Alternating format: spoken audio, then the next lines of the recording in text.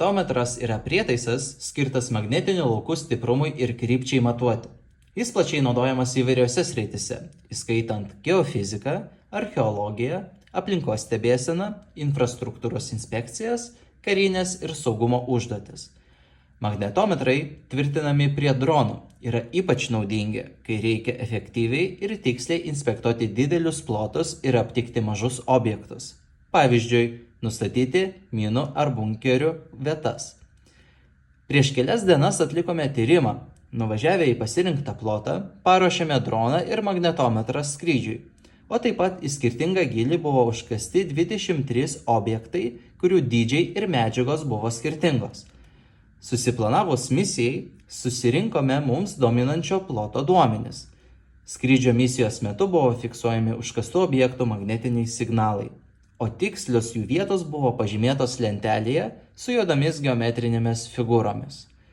Surinkti duomenys vėliau buvo apdoroti specialia programinė įranga, leidžiančia analizuoti skirtingo intensyvumo magnetinės bangas, atsižvelgiant į kiekvieno objekto savybes. Pirmu numeriu buvo užkastas nerūdijančio plieno vamzdis, pažymėtas raudonai. Mėlyna spalva pažymėti plieniniai vamzdžiai, žalia spalva PVC vamzdžiai ir plastikinės statinės.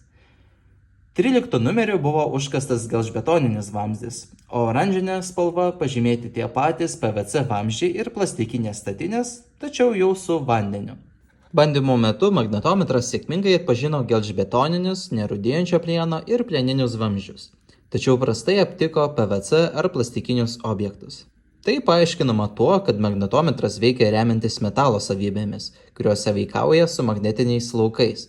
O plastikas ir kitos nemagnetinės medžiagos, pavyzdžiui, mediena, stiklas ir kiti, neturi stiprių magnetinių savybių ir todėl jų poveikis magnetiniam laukui yra minimalus.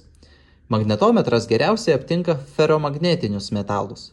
Tai yra tokius kaip geležis, nikelis ir kobaltas, kurie turi stiprias magnetinės savybės ir gali būti lengvai magnetizuojami.